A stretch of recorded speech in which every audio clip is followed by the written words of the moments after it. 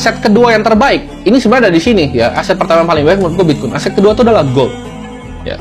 Kenapa? Karena di saat dia turun 19, dia turun 12. Perhatikan. 0 dia plus 2, minus 2 dia 10 ya. Walaupun nggak sebagus Bitcoin, tapi gold adalah ini aset yang oke juga nih. Kalian perhatikan ya. Dan ini favoritnya dari Ray Dalio. Betul. Kenapa? Walaupun di Perang Dunia 1, Perang Dunia kedua banyak yang disita gold tetap jadi safe haven. Kenapa? Karena dia udah tahan ribuan tahun ya. Asetnya itu gold udah ribuan tahun. Ya. Jadi ketika aset itu udah lama, ada yang namanya Lindy effect. Lindy effect ini apa? Aset semakin lama bertahan, dia akan semakin lama lagi bertahan. Ya. Dan di konflik seperti ini, kenapa gua rasa ini konfliknya belum selesai? Kenapa? Karena US tuh sama Iran eskalasi dari Januari 2020. Sedangkan dia itu punya 800 ya military base yang ada di dunia. Ketika sebuah empire itu overextended, kita bisa lihat dari zaman dulu ya. Suez Canal ketika Inggris ya, dia terlalu overextended. VOC Belanda, dia terlalu overextended. Roma, ketika dia terlalu overextended, militernya di mana-mana kebanyakan.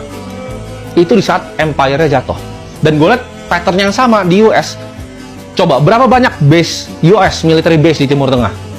Ya, berapa banyak di dunia? 800 jumlahnya military base US. Di Filipina aja ada, ya. Pangkalan dia sampai di Australia itu juga ada.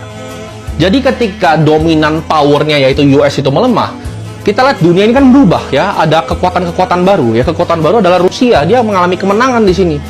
Sibuk kan US sama Iran. Dia nggak bisa perang di banyak front.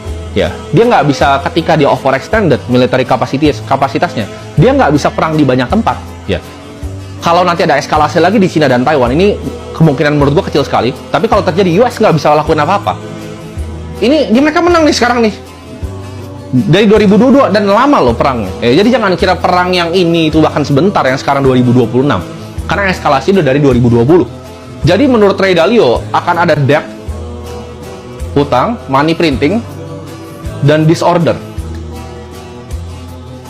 Ketika situasi geopolitik seperti ini terjadi, dan ini perangnya akan di banyak front. Ini biasa perang dunia mulainya seperti ini ya. Banyak perang di banyak front.